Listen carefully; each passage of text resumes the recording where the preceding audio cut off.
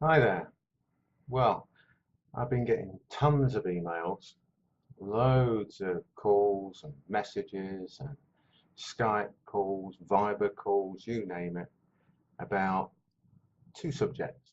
One, this upcoming event, I won't call it a fight, this upcoming event between Mayweather and McGregor, and the other one about Jon Jones and steroids. Okay, Mayweather versus McGregor. Let me get a couple of things straight first of all. First of all, I think it's more of an event than a fight.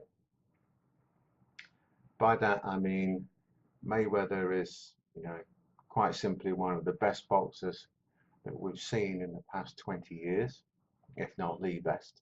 He's certainly the best defensive boxer. He's made the most money.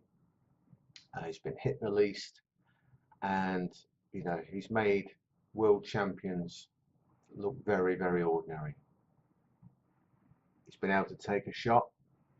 Sugar Shane Mosley hit him really good, and Mayweather took it. He's been hit really good by several of the top class fighters and took it. He's also stopped other people with major punching power like Canelo. He just stopped them from hitting him. Pacquiao couldn't land. Canelo couldn't land. The rest of them couldn't really land. Now it's not about landing one punch because McGregor has never been a one punch knockout artist. It's been a mixture of things before the strike and then multiple strikes to finish it off, apart from the one Aldo thing. So to finish Mayweather with one punch, no. To land it, yeah. Puncher's chance. Everyone's got a puncher's chance. So is the guy at the back of the auditorium who thinks he can fight. They've all got a puncher's chance. It's landing it. Now, some of you who know me will know that I'm big into boxing, done a lot of boxing, sparred a lot of people, sparred pros, sparred a lot of amateurs, from small weights right the way through to heavyweights. Done different types of sparring, conditional sparring, technique sparring, proper sparring, and full open sparring, where you're trying to knock each other out. And there's a world of difference between good amateurs, excellent amateurs, good pros, very good pros, top pros, and world-class pros. I'm not going to mention any names on this one because it's not fair, but at the time I was able to do 10 proper, full-on, let's try and knock the crap out of each other. You've got to go, we're going for the knockout no matter what, which it's a fight, fight, fight. No head guard, 10-ounce gloves against a professional heavyweight. Could do 10 rounds. And I was nowhere near heavyweight. I'm not that fat. All right. I could do 10 rounds. And this guy was 6'3", 230 odd, nearly 240 pounds. I'm 6 foot at the time. I was 190. So big size difference. Then a few months after that, I wanted to do some rounds with somebody who was former world ranked top class, unbelievably skilled boxer,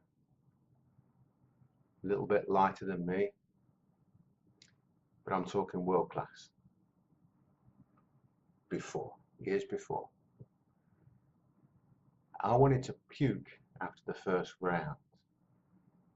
In fact, I wanted to puke halfway through the first round, getting hit that many times, that sharp, that snappy. Not as hard as a heavyweight, but just so many of them so quickly. I managed 3 rounds and I was lucky to go 3. I was allowed to go 3. There's a huge difference. Now, many of my friends, many of the people I've sparred with, many of the people who former pros, existing pros and things like that, we've spoken about this many, many times because it seems to be the conversation going. And some of them have said that, you know, they would demolish McGregor in a boxing match. Some have even thought that even old fat me would beat him. And it's, you know, if McGregor wins, there's something wrong. I personally think there's something wrong. I think something's happened to make that happen, because I can't see he's got any chance. How do I see the fight going? Again, we've all spoken about this. I think Mayweather will just hit him when he feels like it, pardon me. And if Mayweather's feeling nasty and decides to keep it going, McGregor could face some serious long-term damage.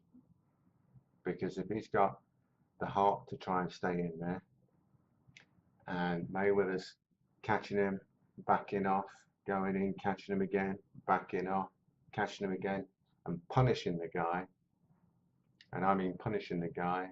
If people look back to fights with Ali, when people were calling him Clay, and you know, the famous "What's My Name" fights and things like that, you know, there's a great deal of punishment that can go on inside that ring, and you know, Mayweather's more than capable of dishing it out.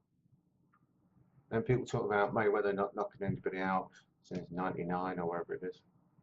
Well, he hasn't needed to. What? Every single one.